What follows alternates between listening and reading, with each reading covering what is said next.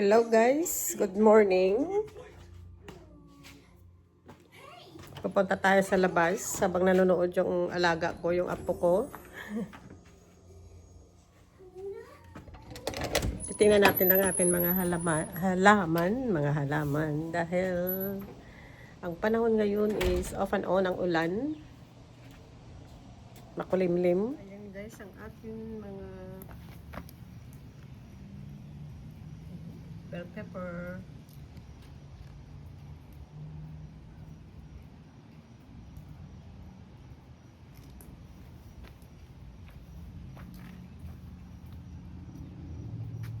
Ito guys, lumalaki lang siya ng lumalaki. Hindi ko alam kung mamulaklak ito, mamumunga. Yan din. Yan na lang ating cherry tomato. Ito, hindi ko alam kung mamulaklak pa ito kasi dami na namin nakuha dito bunga. Tapos ito naman, ayan, nag-ano na. Nag-umpisa na siya guys ng yung bunga. Ayan. Saka ayan pa. Meron pa tayong namulaklak pa dito. And ito naman, ganun din guys. Ayan, hindi ko alam kung mamulaklak na siya. Parang yan na yata. Yan siya guys. Wala pa rin bunga. Then, yung ating malunggay, dami na rin na nabi ko na rin napitas ng mga dahon. Din ang ating siling haba. Ayan guys, ang dami na. Ayan, may dalawa. Tapos meron din dito. Ayan din sa itaas. Tapos meron pa dito. Ayan guys. And so far ang ating onions. Ito ang celery ko guys. Panahon natin ngayon, makulimlim.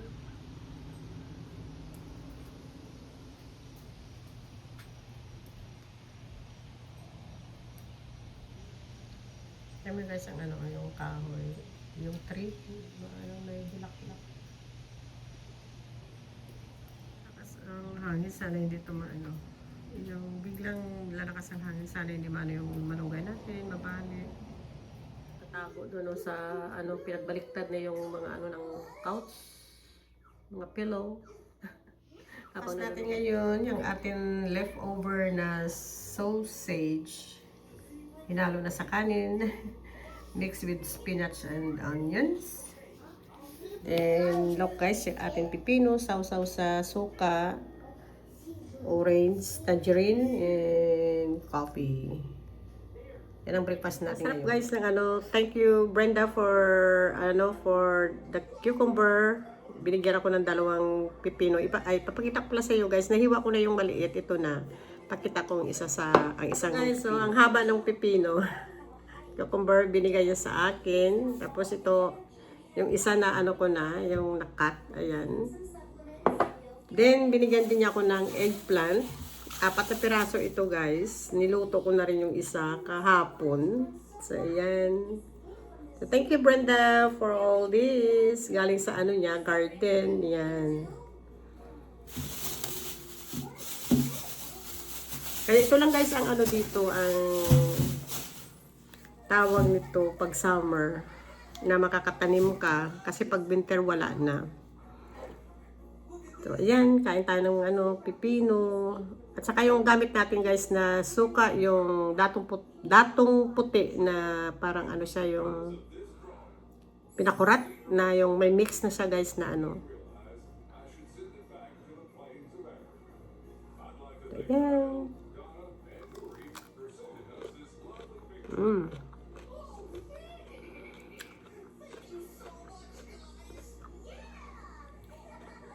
Masarap siya guys, masarap.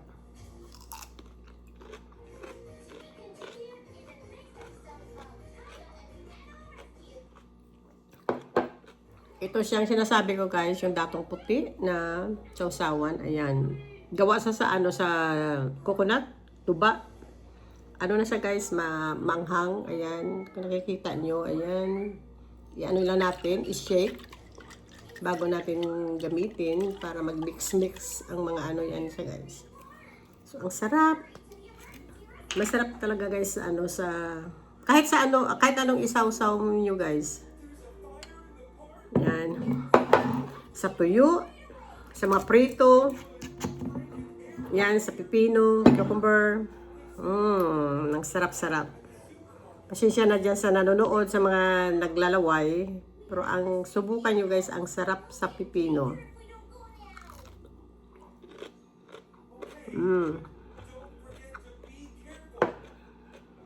So, magkano na tayo? Ito, kain na tayo ng tangerine. Maliliit lang siya guys, pero masarap. Bili ng anak ko, yan. Oh, mandarin. Hindi pala tangerine. Mandarin pala guys. Ayan. So, yan. Yan na lang. Oh. Natara sa bag.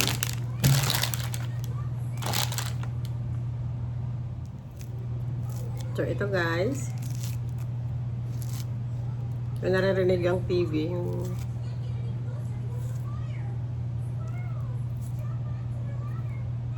Yan.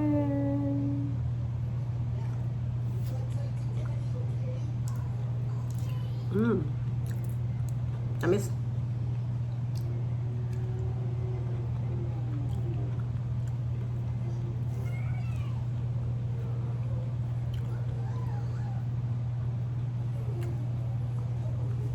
So, yan ang breakfast natin for today.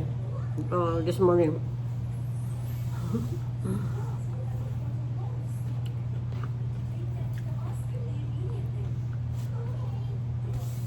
Parang, pagkatapos mo kumain ito guys, parang ayaw mo na uminom ng coffee kasi mag-ibang lasa yung coffee. Pero, inom pa rin tayo ng coffee. Share ko rin sa inyo guys, yung nabili ng anak ko kahapon. Ayan. Dragon fruit. Ang laki siya guys. Ayan. Hindi ko alam kung magkano bili niya. Tapos, then ito yung kiwi. Ano siya? Organic kiwi. Ayan. So, hindi pa namin na-open guys. Kasi kahapon ng hapon lang ito niya na nabili. Ayan. Pero ito mamaya, ano yata mamaya yun. Subukan niya ipakain kay sa apo niya. O sa apo niya, sa apo ko. Sa anak niya kay Charlie. Dragon fruit. Okay guys, just finish eating my breakfast. So ito, maglilinis, maghuhugas. Pero yung apo ko kumakain pa, hindi pa tapos. Alam mo na, yung pagkain lang sa table niya. Alam ko, maraming nagsasabi, yung pag mag-retired, kahit ako nasabi ko rin yun noon, na pag nag-retired ako, uwi ako ng Pilipinas. Pero nasubukan ko na guys, umuwi ng Pilipinas. Isi ako doon ng matagal. Pinakahaba ko na isi doon is 8 months. Oh, 9 months. 9 months. Tapos, bumalik naman. Tapos, nag-renta lang ako ng apartment. Yung apo ko. What you need, baby? Mati sa dito sa akin. May nahanap yata sa cabinet. Ha? What you need? Sandali guys, sandali.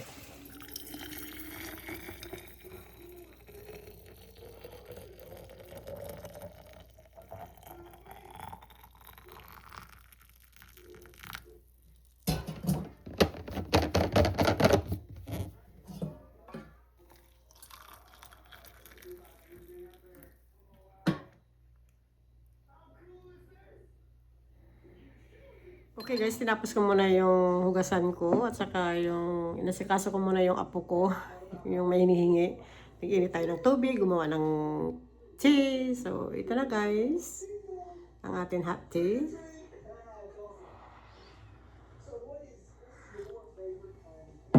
Okay, yung kanina, yung tungkol sa retirement, guys. Yun nga na sinubukan kong umuwi nag-stay ng Pilipinas ng 9 months. Nag-rent ako ng apartment.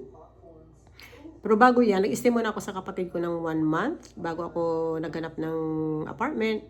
So, okay siya. I mean, affordable. Ma-afford ko ang ang natatanggap ko guys sa aking retirement, pag sa Pilipinas ako, ma-afford ko doon. Pero pag dito, hindi talaga pwede.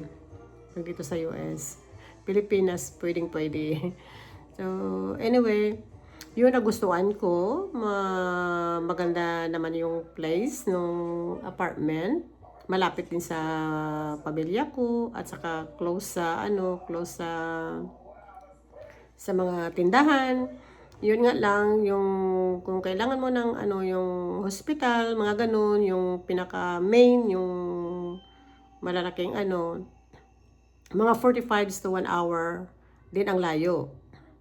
Meron din doon na lang siya, yung mga clinic lang yung maliit na na clinic, yun na kailangan talaga pumunta ka talaga sa city kung kung kailangan. Yun lang guys ang doon sa probinsya, unless na nakatira ka sa city. So yun lang, plus ang ko doon, dahil lalo na yung may maintenance tayo. So, kailangan ko rin bumalik dito sa US kasi yung yung appointment kasi depende every 6 months. Siyempre ka yung nagpapatingin, lalo na sa mga yung blood, magpapa-blood ka ganun, work. Tapos at saka yung prescription. Kung maubusan ka naman ng prescription mo, kung maubusan ka naman dun sa Pilipinas, basta dala-dala mo lang naman yung prescription mo, pwede ka bumili doon. Hindi naman talaga siya guys kamahalan ng mga gamot na doon. Yung tinitake ko kasi na subukan ko ng naubusan ng gamot, so bumibili na lang ako doon, pinapakita ko na lang ang prescription ko, punta ako sa pharmacy, sa Mercury Drugstore, ganyan.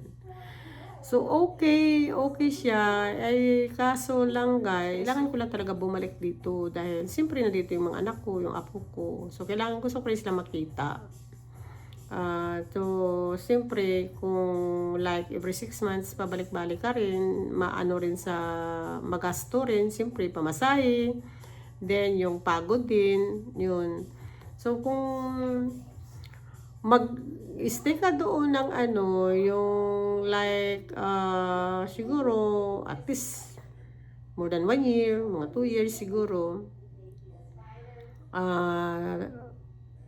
doon ka na lang, pwede ka naman siguro doon yung magpapatingin, lalo na yung yung sa mga edad natin, sa senior na. Kapatid ko naman, siya naman rin siya, yung asikaso naman din niya ako pag nandoon ako sa kanila. Pero siyempre, iba talaga na yung may sarili kang may sarili kang tirahan doon. Na yung, siyempre gusto mo rin ng privacy, yung tahimik. So, anyway. So, anong guys ang masabi nyo? Yung ang pag nag-retire ka dito as lalo na single rin ako, single mom na lula na rin. Siyempre matagal na rin akong balo.